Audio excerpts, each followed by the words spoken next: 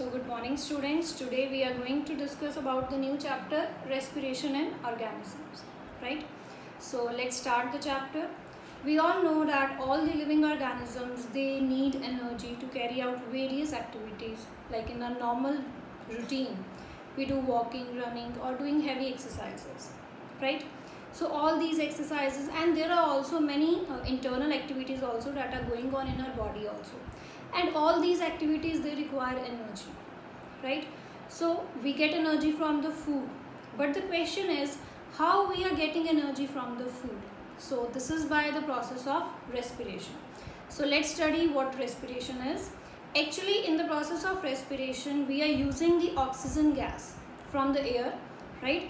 Oxygen is present in the air and we are utilizing that oxygen for the breakdown of the food particles into the energy, and there is also release of some simple substances like carbon dioxide and water. So what respiration is actually? So it is the process of taking in oxygen and using it for the release of energy by the breakdown of the food with the help of, or you can say with the release of other substances like carbon dioxide and water. Now, the respiration process, it involves two steps. The first is external, or you can say breathing, and the second is internal respiration, or you can say cellular respiration. Now, what is there in the external process? Breathing, that is simple, right? This process, it will include the simple exchange of gases, right? So it involves the taking in of oxygen rich air and giving out the carbon dioxide rich air. Okay, so with the help of the respiratory organs, we are doing the breathing process. And what is cellular respiration? That means, cellular means the respiration that is going on within our cells. So it is the process of breakdown of the food that is in the form of carbohydrates or glucose in the cells, and again there is release some energy. Okay, so the internal respiration or the cellular respiration is of two types: aerobic respiration and anaerobic respiration. So let's discuss these two respiration methods now.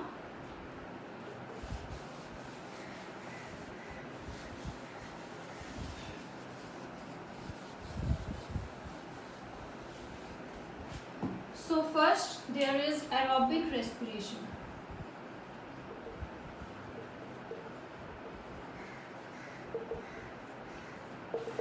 So what is there in this type? That the process of breakdown of food, it takes place in the presence of oxygen, right? So it involves the breakdown of the food, or you can say glucose,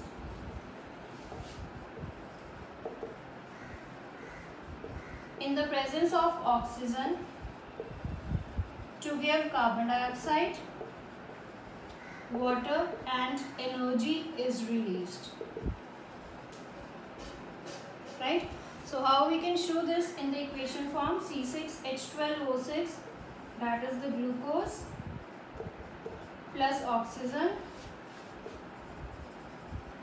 aerobic respiration, right? That means it takes place in the presence of oxygen.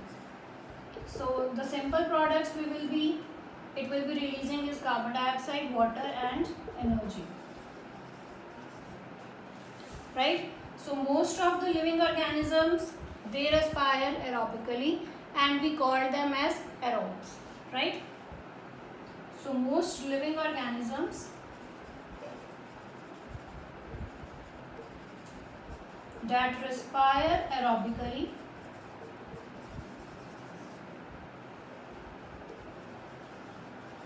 they are called aerobes,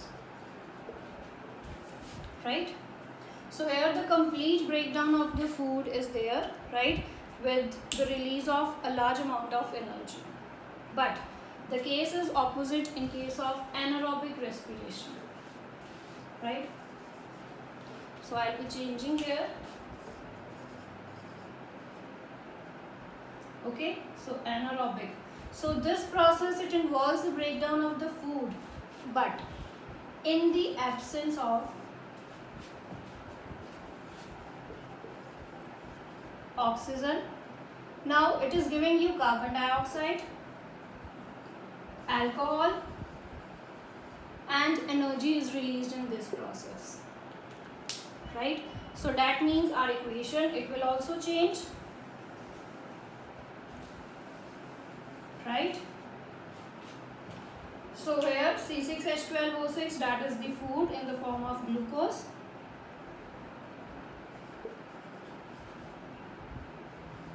Right? Anaerobic respiration, or we can say without oxygen. Now anaerobic respiration, it takes place in the absence of oxygen. It will give you alcohol, C2H5OH, plus carbon dioxide, plus energy, right? And this is not in case of the living organisms, it is in the case of bacteria and yeast. So yeast and some bacteria, they respire anaerobically. Now this anaerobic respiration in case of yeast is very helpful for us. So how it is helpful for us? Let's study this.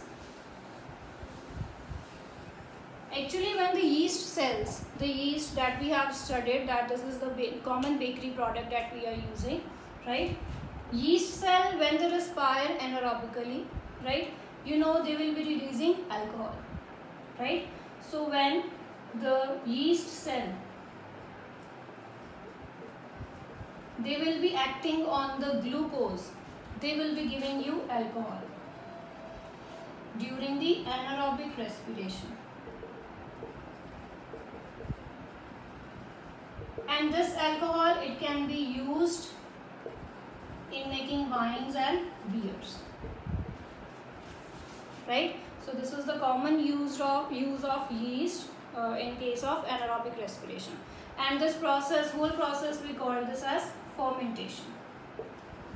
So by the fermentation process, we obtain the alcohol from the yeast by doing the anaerobic respiration, right?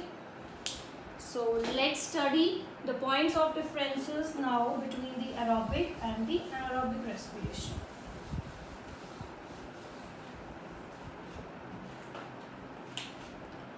So if we point down the points of differences between anaerobic and aerobic type of respiration.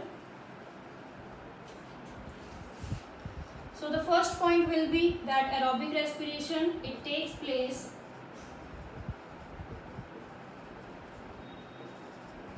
in presence of oxygen, right? But it takes place in absence of oxygen. Now second, as I have already told you, here the complete breakdown of food particle is there.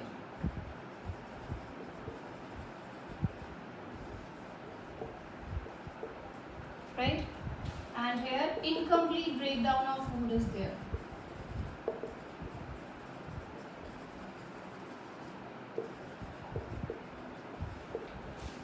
Right? The third point, the third thing is about the release of energy. So in case of aerobic respiration, large amount of energy is released because complete breakdown of food is there. But since here the incomplete breakdown of food is there, so low, or you can say small amount of energy is released.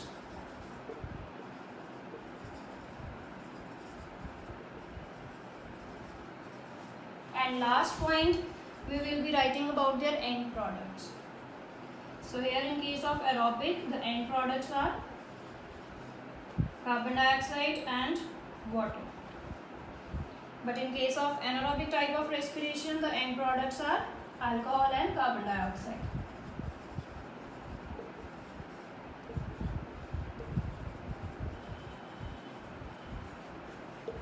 So this is all about the points of differences between aerobic and the anaerobic type of respiration. So let's move to the next topic now.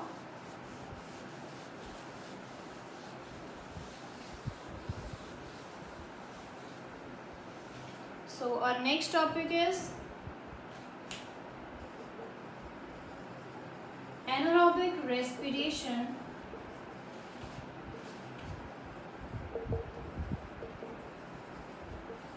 in muscle cells, right? So that means our muscle cells, they also respire anaerobically, but that is only for a few or a short interval of time, right? So when we do heavy exercises, weightlifting, cycling, right, in that case our body, it demands more energy, but the supply of oxygen is not enough in our body, right? So that means demand of energy is more,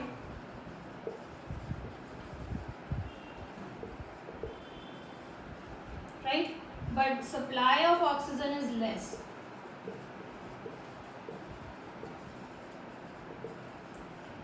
When we are doing some heavy exercises, weightlifting, cycling, like these process of activities, right? So in that case, demand of energy is more, but the supply of oxygen in our body is less, right?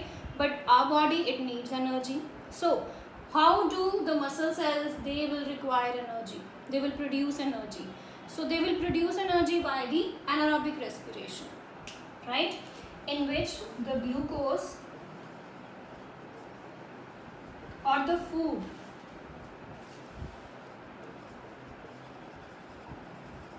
they respire anaerobic. So anaerobic respiration in muscle cells, they will be giving you lactic acid and energy is released in this process.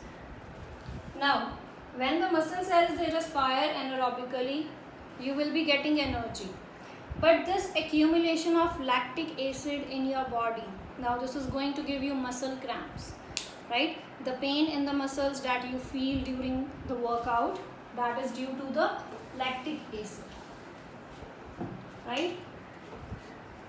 So accumulation of lactic acid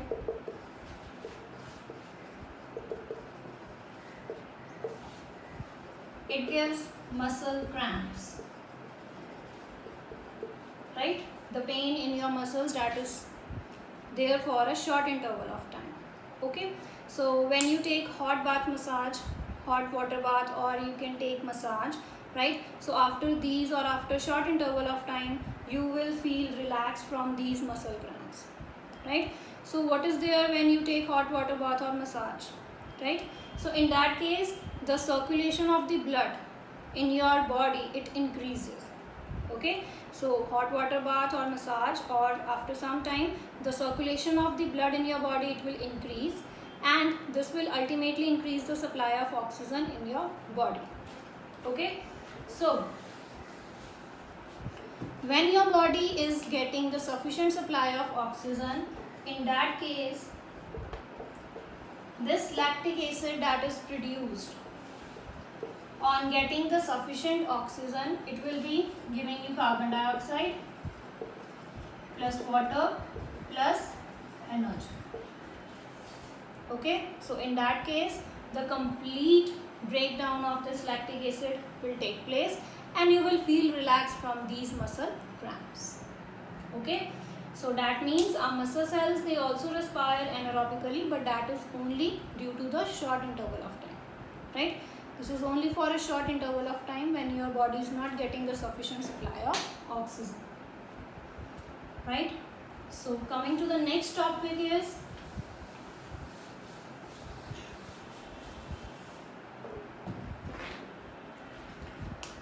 breathing.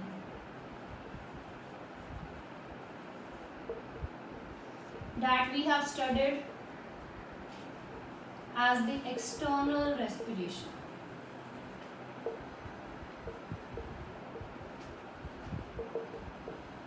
So what breathing involves? Breathing, it involves inhalation and exhalation process.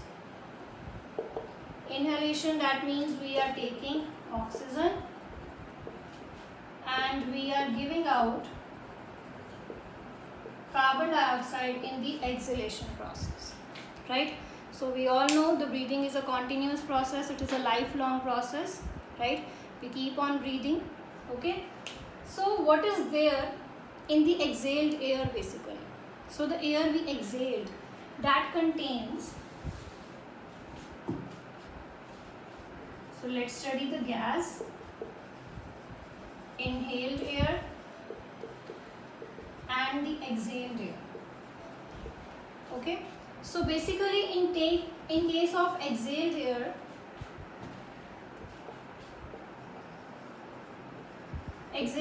it contains carbon dioxide and water vapors. So let's study the amount of carbon dioxide, water vapors and oxygen gas that we exhaled. Okay. So the gas, oxygen and carbon dioxide. So in the inhaled air we know there is 21% of oxygen present, right? And in the exhaled air it contains 16.4% of oxygen. Similarly for the carbon dioxide, inhaled air it contains 0.04% of carbon dioxide, but the exhaled air it contains 4.4% of carbon dioxide. Along with this, water vapors, they are present in the exhaled air, right? Now the next question is that how we are going to test carbon dioxide and water vapors in exhaled air. So these both tests, they are very easy and we can perform them, right? One of the tests to detect the carbon dioxide, with this we have already done in the physical and chemical chain chapter, right? So what you have to do is you just have to take lime water, right? And you have to put a straw into the lime water and then blow the air into it. Okay, so the clean and the clear solution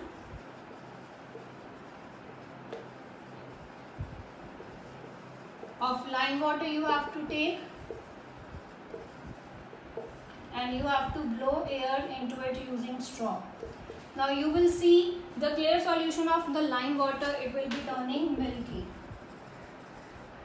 Solution turning milky. Now why the solution it turns milky? We have already studied that lime water is calcium hydroxide, saturated solution of calcium hydroxide. So when you are blowing the air, that means you are passing carbon dioxide gas. So they both will react to give you calcium carbonate, that gives you milkiness plus water. So if you are getting the milkiness in the calcium hydroxide solution, in the lime water solution, so that confirms the presence of carbon dioxide in the exhaled air. And how we are going to detect it, the water vapors in the exhaled air? So you just have to take a mirror, okay? So blow some air over it like this, okay? And then you have to see, or you will see the water droplets on the surface of the mirror. So from where these water droplets they came from? These are the water vapors that are present in the air that basically condense on the surface of the mirror. Okay. So this is how you can show the carbon dioxide and the water vapors in the exhaled air.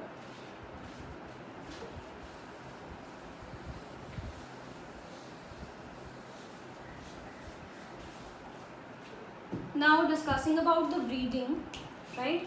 So we will be discussing what we called as breath.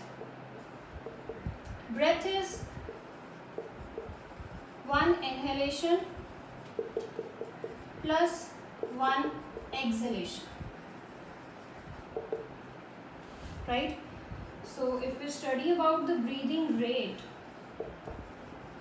so what is breathing rate? It is actually the number of times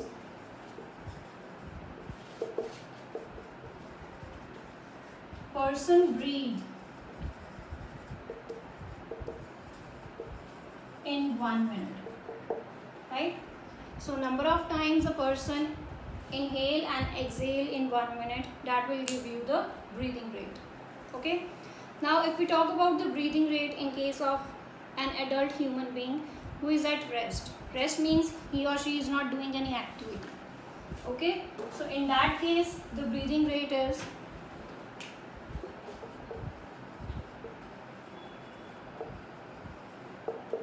15 to 18 times a minute. Right? The person is at rest, that means he or she is not doing anything. But if a person is doing some work, right?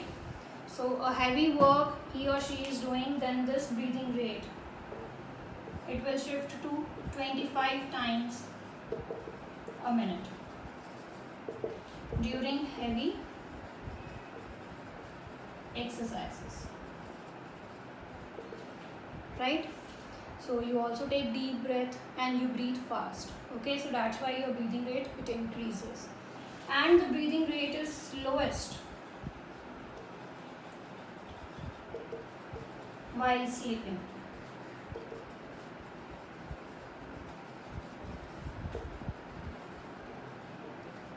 So when you sleep, your breathing rate is slowest because sleeping, it involves, it don't require large amount of energy. Okay, so this process, it involves only small amount of energy, so that's why the breathing rate is slowest when we sleep. Okay, so the final topic, the difference between the breathing and the cellular respiration. So that means internal and external respiration.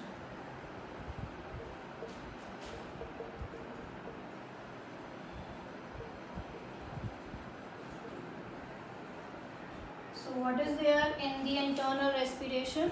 So internal respiration is a biochemical process.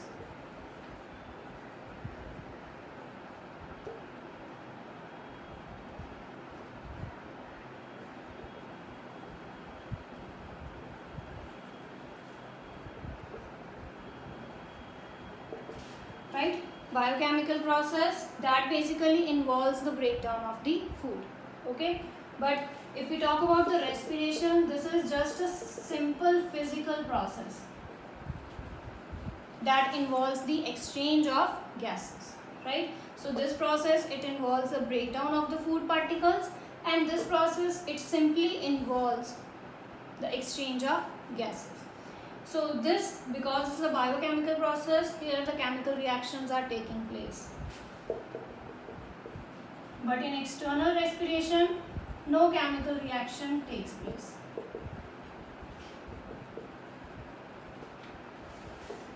Right? Coming to the release of energy. Energy is released in this process. So we have studied about the cellular respiration, that it involves the release of energy. No energy is released in this process. Okay, so we have studied so far these points. Okay, so the biochemical process, that means it involves the breakdown of the food, it involves some chemical reactions. Okay, energy is released in this process, and since this is biochemical, that means enzymes are involved. Chemical substances, they are going to change that food, right, to liberate the energy. But here, no enzymes are involved.